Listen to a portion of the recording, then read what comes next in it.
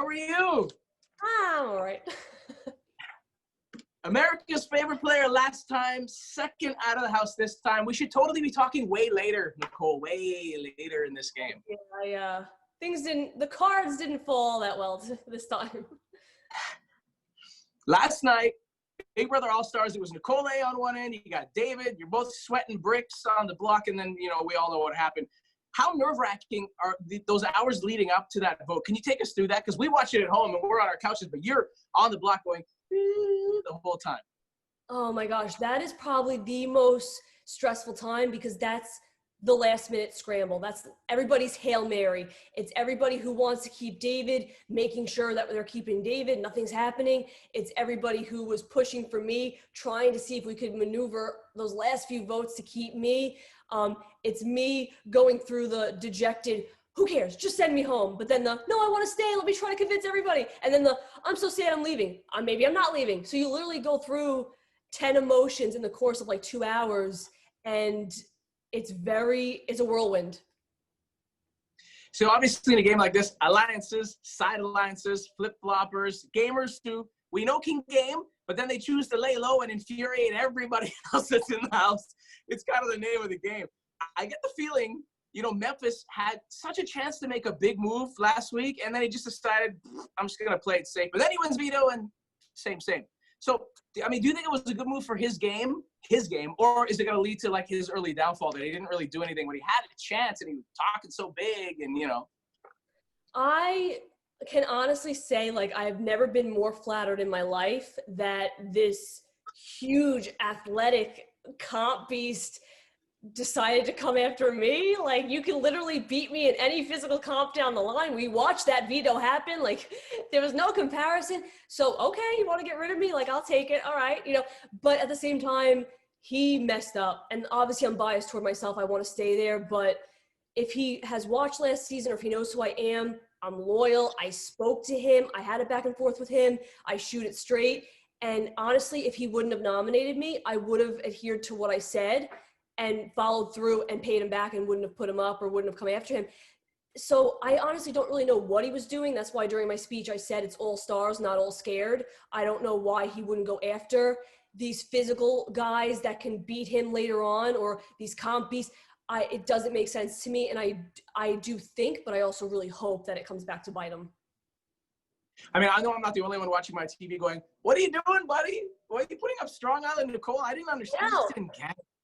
I think I would like to think, there was something about him that me and him were like ships passing in the night. He was never picking up what I was putting down. I think he just didn't understand my silly, quirky way, maybe. But I also think he just maybe was secretly like threatened by me. I am small, but I am mighty. I'm a straight shooter. I went in his room and was like, this is what's happening. I'm loyal. I'm not playing safety. I'll repay you. Don't you worry. Have a good day. And I walked out. And I think in a way that kind of like challenged him. And I think in a way he was like, no, I need to pound my chest louder. And I think it was more so like an ego thing. For Memphis, let's shift real quick to Janelle and Kaser. Yeah. You were pretty vocal about your frustration with them. Did you feel, honestly, inside that they didn't do as much as they could have to help save you, or were you not privy to some of the combos that were kind of going on in there? Yeah, so I was not aware. Like, I knew they had gone up there a lot, but I didn't know if they really were advocating for me because, our initial conversation was, we're going to put in a good word with Memphis. We're good with him. Don't you worry. And then I was nominated. So that's when I started to be like, something like, what's off here? I'm not understanding. I didn't understand that it just was the disconnect between them and Memphis, not a disconnect between myself and them. And that was my error. I'll admit that. And I was very frustrated with them. I was mad with them. Not that they weren't doing enough, but I thought they didn't care. I thought it was part of a master plan to get me nominated and get me out. I thought I was who they offered up so that they wouldn't be nominated. So I was genuinely mad at them, thinking, guys, I'm with you guys and you're against me. This stinks. And that wasn't the case. And I do, obviously, hindsight 2020, I feel horrible.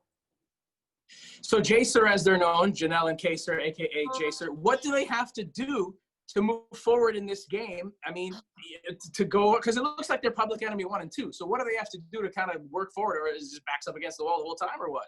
They have to rally people. And the only way, unfortunately, they're going to rally people is if and when they get power. Because right now, they're public enemies number 1 and 2. Like you said, people are afraid to rally with them. People don't want to be associated with them. Oh no, we can't be seen with you. The only way they can make that happen is if they get power, and suddenly people are like, well, I don't want to go up. I better make nice. And I think if they get power, they may be able to rally like the leftover people. I don't mean to say it that way because I'm one of them, but those restless people in the house maybe, and then start taking out the people in that other alliance. That's their only hope. If the other side has the power, I see them two going up, and it's very, very scary.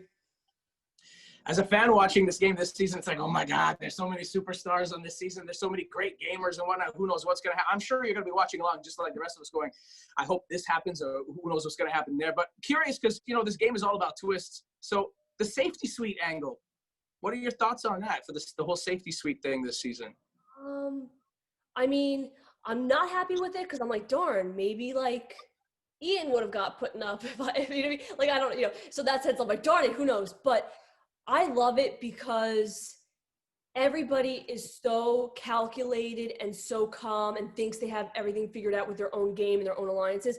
And I think you need those twists. You need a safety suite where they save somebody else and show their cards. You need the have-nots picking the next have-nots to show people's cards.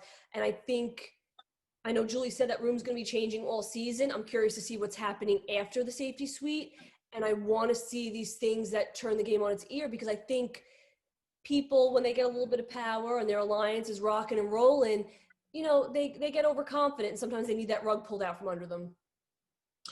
Now, there was a quote that you made last night, and it said, quote, I get it, I freaking get it, but to me, that's a heart vote and not a brain vote. Was there anything that you could have done to have secured Devens' vote, or was it kind of she had it locked in her mind what she kind of wanted to do, and that was that? That's something that I struggle with, because I say to myself, oh, if I would have I know I got Enzo regardless, but I go, if I would have just went to Enzo and Ian and had everybody else minus Christmas, I would have had 7 votes. And then I go, but would I have? Because I don't know, even if I got them in a room, how Devens would have voted. I know she teetered back and forth. It was, nope, I have to keep David. And then it was, but I had the final 3 with you, so I have to keep you. Nope, I'm keeping David. And then it was, oh, if you get the votes, I'll keep you. So I know she was teetering. Maybe if I got Ian and Enzo and everybody in a room, she would have done it. But I think everybody's just so disjointed and doesn't know what's happening. I don't know if I could have secured her vote. Like I think to be honest, I think she was unsure of exactly what she was going to do until she got in that DR. Now, you mentioned Enzo, and there are 3 names that come to mind right away. I'm like, Enzo, Kevin, and Christmas. I want to know your thoughts on their gameplay thus far. And out of those 3, who do you hope really in your heart surprises you going through this season? Like, which one of those 3, Christmas, Kevin, or Enzo, who do you hope surprises you and it's like, oh, yes, they did this crazy move and they went this far? Like, who are you gunning for with those 3? I am rooting for Kevin. Oh my God, he was my final 2. I want to see him maneuver this, navigate it, and make it all the way to the end. Enzo, I feel the same way about, I really do. My fear with Enzo, because he's so likable, I see him as like, when a double eviction happens, he's the one where all of a sudden people go, who do we get rid of? Who do we get rid of? Oh, Enzo, he's likable, get rid of him. And that's what's scary, because everybody loves him. He is such an incredible human being who I'm hoping to be friends with outside of this game, because I love him, but I fear for him very greatly. And then Christmas, I don't know. She's one of those people that I very firmly believe needs humble pie. She has moments where she's very heartfelt and genuine. And then she has moments where she's God's gift to Big Brother, and nobody's like the great and powerful Christmas. So, I would like to see her get some humble pie at one point, maybe, whether it be in a competition or get nominated. But, right now she's feeling her oats, definitely. Now, this game, it's so much fun to watch this game. Obviously, when you guys are in it, it's fun, but it's like super stressful. So being in there the short time that you were, can you give me 1 or 2 moments that just left you in stitches that was just, let's pause for a second from gameplay, and it was so much fun and hilarious, that's something that happened in there?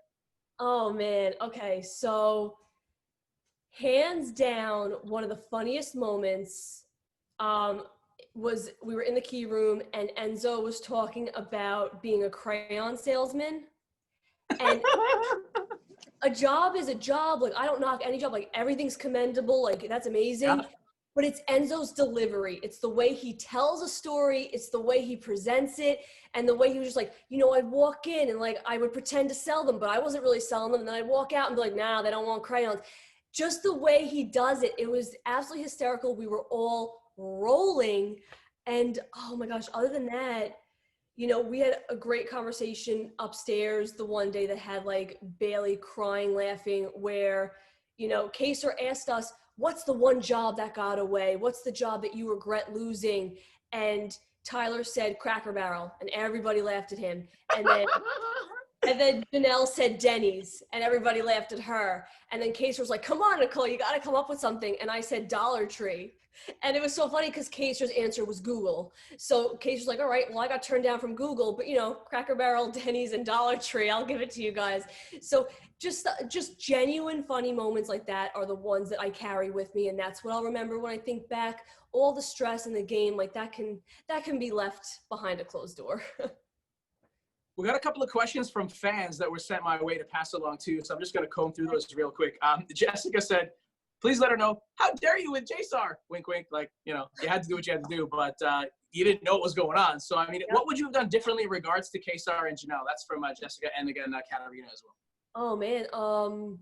I mean, I did come around toward like Wednesday night, Thursday and realize, but I honestly, it sounds horrible. I don't regret my attempt. My attempt was, okay, they're public enemy. People are mad at me because I'm associated with them. The only thing I could do is convince this other alliance. Cause I did assume the four of them. I didn't assume Christmas in Memphis, but I assumed the four of them. I was like, the only thing I could do is convince them, hey, keep me and I'll work with you to get rid of Janelle and Kaser. And I don't mean it the way it comes out, but I don't regret it because that's what I was trying to do to stay in that house. And I know they won't hold it against me personally. So I look forward to seeing them after this is all over, and I know we'll be good. And I'm rooting for them. So there's a few here asking the same question. If you got the chance to get back in, let's say there was a miraculous first five buyback type scenario, A, what do you do differently right away? B, who do you align with and why? So what do you do differently? Who do you align with and why? Yeah, I mean, right now, knowing what I know, I would walk in there and no wishy-washy, oh, you guys have power, I'm with you. No way. I would be with Janelle, Kaser, Kevin, Bailey, Devon, Ian, like Enzo, all of them. I would just band together with all of them against the other side. Even if the other side got power, I'd be like, all right, come at me. Because I would know who my people were, and I would just hope to like support them to the end. That would be my approach. Like I would just completely side with them and try to plow through. And Tracy says, when's the podcast coming back? Are you starting back right away? What's happening with your podcast? Yeah, so, I mean, I had to talk to my family. I had to talk to my co-host, Eric, and I just need to see where I'm at mentally. I'm not going to lie, these last 2 weeks were very, very rough on my mental health, and I don't want to plunge into something and not be in my best state where I can give people the best version of me. Like, I need to sort through that first, see where I'm at, and then absolutely the podcast will be back at one point. It may not be ASAP, but it'll definitely be at one point. Are you ready for a little speed round? This is the final segment of the interview. It's going to be fun. I'm ready. Ready? Here we go. Smartest player in the house this season is? Me. No, just kidding. Tyler.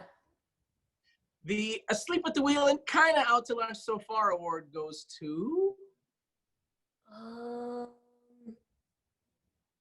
Ian. Does that mean? I feel like he needs to see what's happening or he's going to be in trouble.